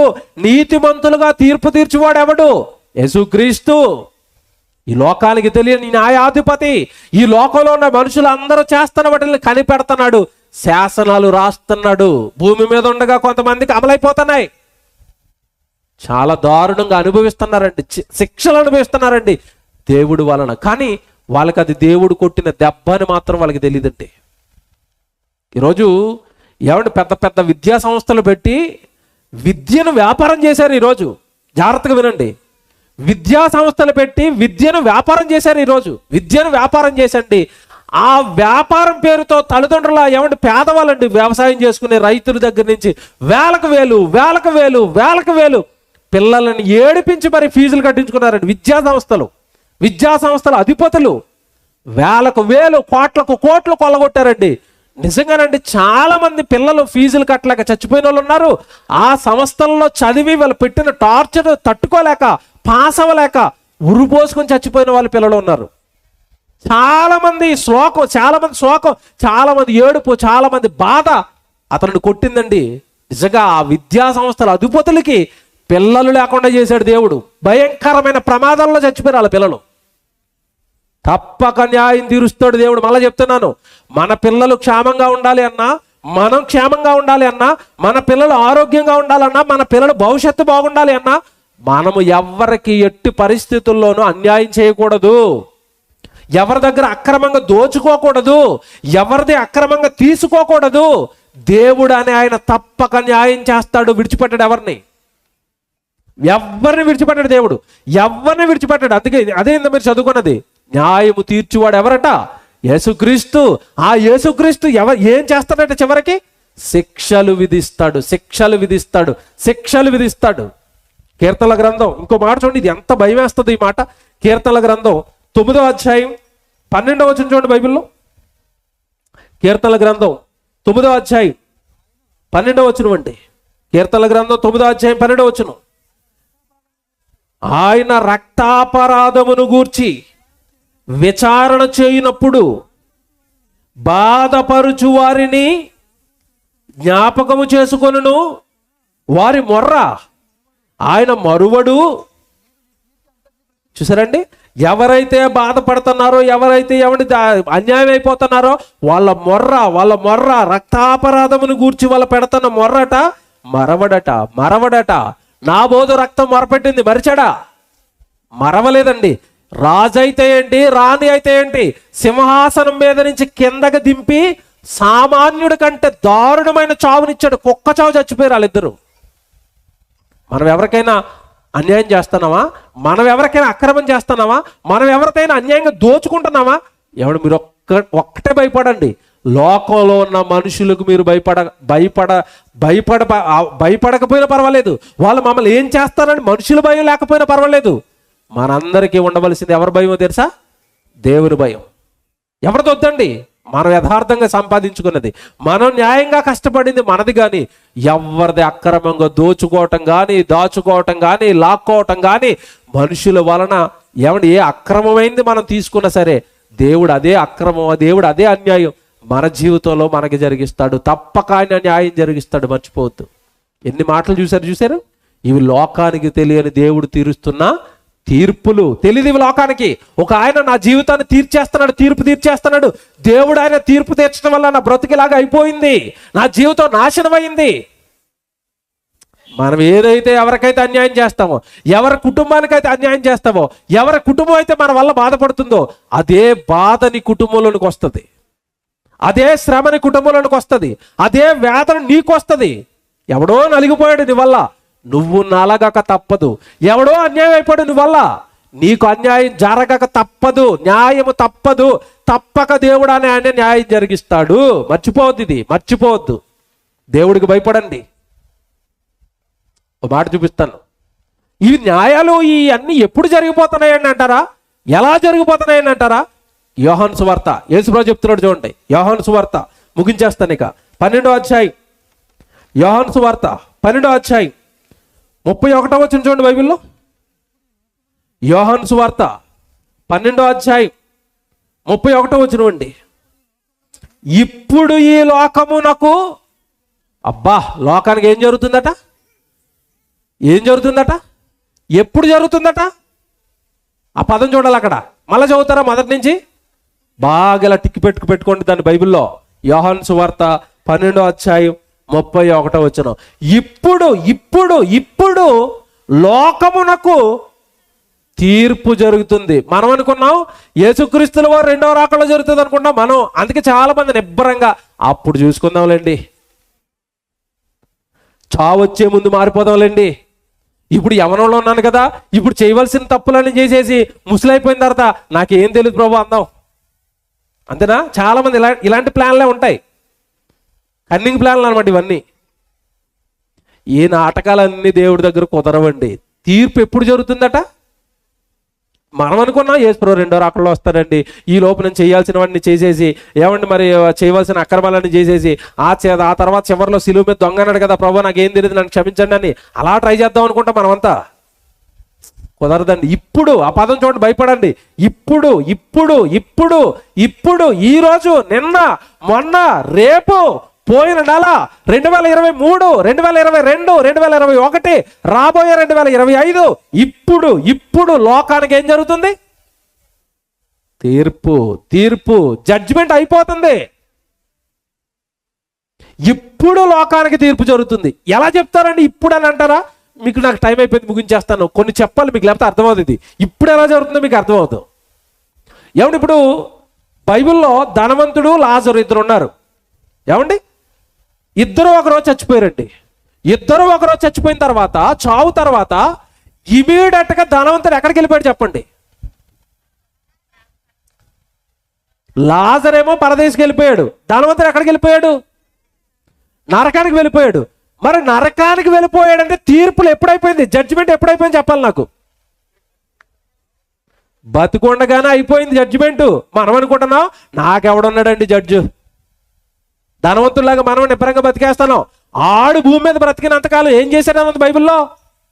తిన్నాడు, త్రాగాడు, ఊదారంగు బట్టలు వేసుకున్నాడు, ప్రతి దినము సుఖపడుచుండువాడు అన్నది బైబిల్లో. వాడు ఏం చేశాడట? ప్రతి దినము సుఖపడ్డాడట. ప్రతి దినము, ప్రతి దినము. ఈ పదం పదే పదే ఎందుకంటున్నాడు తెలుసా? ప్రతి దినము సుఖపడ్డాడు, ప్రతి దినము తినాలి, ప్రతి దినము త్రాగాలి, ప్రతి దినము ఈ లోకాన్ని అనుభవించాలి. జాగ్రత్తగా వినండి, జీవితం ఇచ్చింది ఎవరని చదువుకున్నాం మొదటి మనం? దేవుడు. దేవుడు జీవితాన్ని ఇచ్చింది ప్రతిదినము ఈ లోకాన్ని అనుభవించడానికి. నువ్వు వాడు ఇశ్రాయేలుడు అండి. ఇశ్రాయేలు అందరికీ విశ్రాంతి దినం ఉంటుంది. ఏ రోజు చెప్పండి? శనివారం. శనివారం ఆరాధన ఉంది, శనివారం దేవుడి సన్నిధి ఉంది. కానీ ఆడు మాత్రం, అయ్యగారు మాత్రం ఎక్కడికి వెళ్ళాడట? ఈరోజు పార్టీ ఉంది, విశ్రాంతి దినానికి నేను రాలేను. ఈరోజు మనకు తెలుసు కదండి, హైదరాబాద్ పాపానికి హబ్బు. క్లబ్బులు, పబ్బులు, విందులు, వినోదాలు చాలా ఉన్నాయి హైదరాబాద్లో. మేము రాలేము, మేము చాలా బిజీగా ఉన్నాము, పనుల్లో బిజీగా ఉన్నాం, సంపాదనలో బిజీగా ఉన్నాం, ఉద్యోగంలో బిజీగా ఉన్నాం. ప్రతి దినము సుఖమట, ప్రతి దినము లోకమట. అనుభవించాడు అనుభవించాడు అనుభవించాడు, చచ్చిపోయాడండి. మీరు ఎప్పుడైనా అనుకుంటున్నారా వాడు చచ్చిపోయిన మరుక్షణం తీర్పులోనికి వెళ్ళాడా, శిక్షలోనికి వెళ్ళిపోయాడా? శిక్షలోకి వెళ్ళిపోయాడంటే తీర్పు ఎప్పుడు జరిగిపోయింది? ఇప్పుడు ఈ లోకమునికి ఏం జరుగుతుంది? నువ్వు బ్రతుకుతున్న ప్రతిరోజు నీ మీద దేవుడు ఏం చేస్తున్నాడు చెప్పండి? ఇప్పుడు జడ్జిమెంట్ రాసేస్తున్నాడు. ఈ రోజు జడ్జిమెంట్ రాశాడు. ఈ రోజు రాత్రి మరణం వచ్చింది అనుకోండి, రాసిన జడ్జిమెంట్ ప్రకారం మనం ఎక్కడికి వెళ్ళిపోతాం? శిక్షలోనికి వెళ్ళిపోతాం. అంటే జడ్జిమెంట్ ఎప్పుడు జరుగుతుంది నీకు నాకు? ఇప్పుడు ఈ లోకానికి ఏం జరుగుతుంది? తీర్పులు. చాలా జాగ్రత్తగా లోతుగా ఆలోచిస్తేనే తప్పండి నేను చెప్పే మాటలు అర్థం అవ్వండి.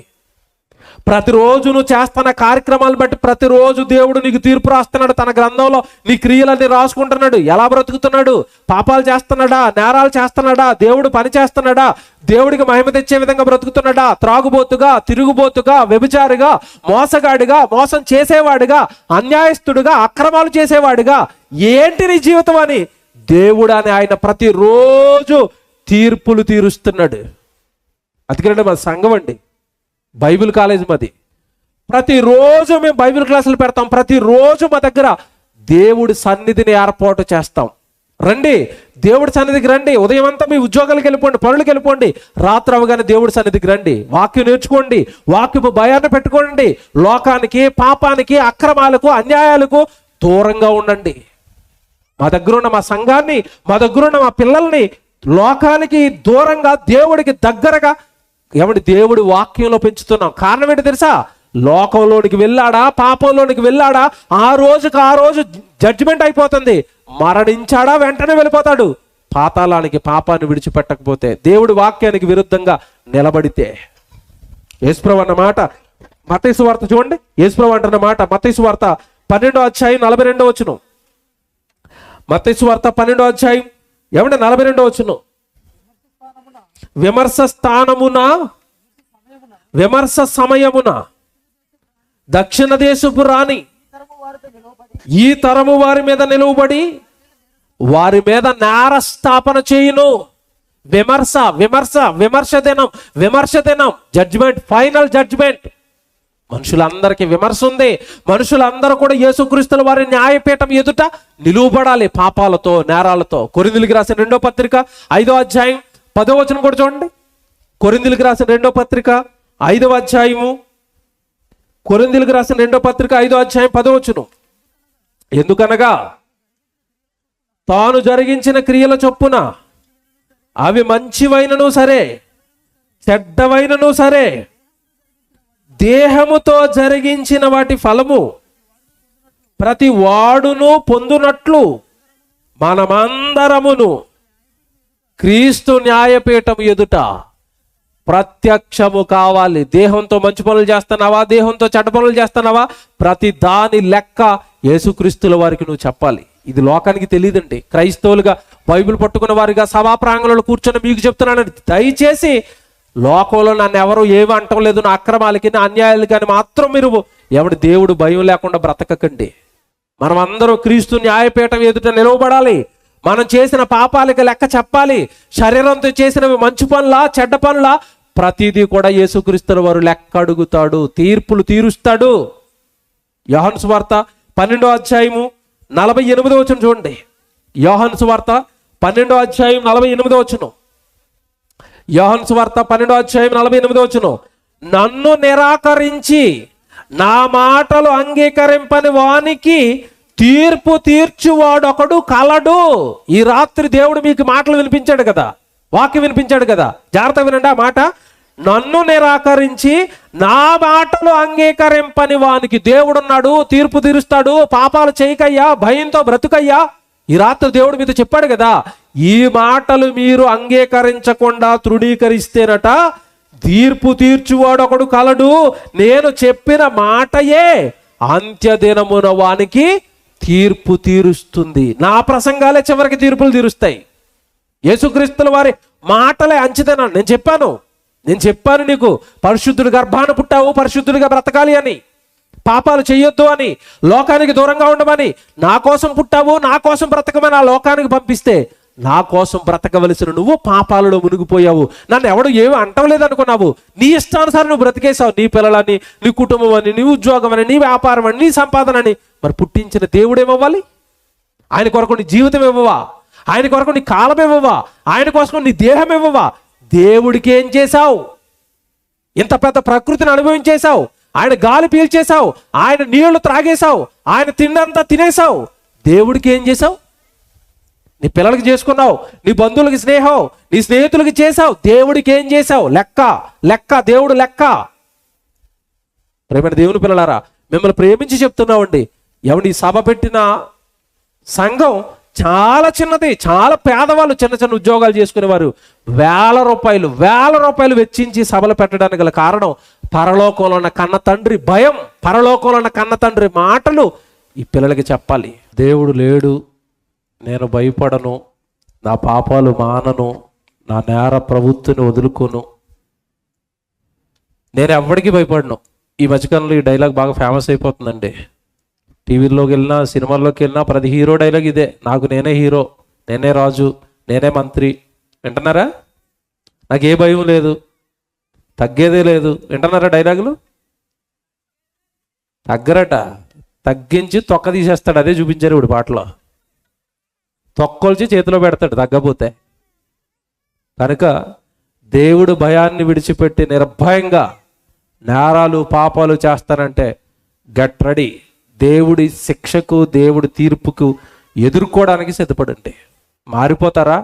ఒకటే రెండు నేను చెప్పేది, బాబు మేము తప్పు చేసామని ఒక్కసారి మారిన హృదయంతో గనక దేవుడి వైపు తిరుగుతారా, దేవుడు ప్రేమమయుడండి. ఏ స్థితిలో నుంచి అయినా మళ్ళా నేను లేవనెత్తేస్తాడు, మార్చేస్తాడు. క్షమించేస్తాడు, పరిశుద్ధుని చేస్తాడు, పవిత్రుని చేస్తాడు, నీ కుటుంబాన్ని తిరిగి మరలా క్షేమంగా నిలవబెడతాడు. ఆ శక్తి దేవుడికి ఉంది. కానీ నువ్వు ఒప్పుకునే మనసు నీకు ఉండాలి. నీ తప్పును, నీ పాపాన్ని, నీ నేరాన్ని గనక విడిచిపెట్టి బ్రతకగలిగిన మనసు గనక నీకు ఉంటే, దేవుడు చేతులు చాపి ప్రతిదినము చేతులు చాపి మరి పిలుస్తున్నాడు, రా కొడుక, ఆ నేరాలు వదిలేయి, ఆ పాపాలు వదిలేయి, నా వైపు తిరుగు, పరిశుద్ధంగా ఉండు, పవిత్రంగా ఉండు, నా తోడు నీకు ఇస్తాను అంటున్నాడు. దేవుడు తోడుతో క్షేమంగా బ్రతుకుతారు. పాపాలకు నేరాలకు అలవాటు పడిపోయి దేవుడు భయాన్ని విడిచిపెట్టి పాపాలతో బ్రతికి దేవుడు శిక్షకు లోనైపోతారు. నిర్ణయం మీది, చెప్పటం మా బాధ్యత. దేవుడి రాత్రి మీకు ఈ లోకానికి తెలియని న్యాయాధిపతిని చూపించాడు, లోకానికి తెలియని తీర్పులు చూపించాడు. జాగ్రత్తగా దేవుడు భయంతో దేవుడి కొరకు పరిశుద్ధంగా పవిత్రంగా బ్రతకండి.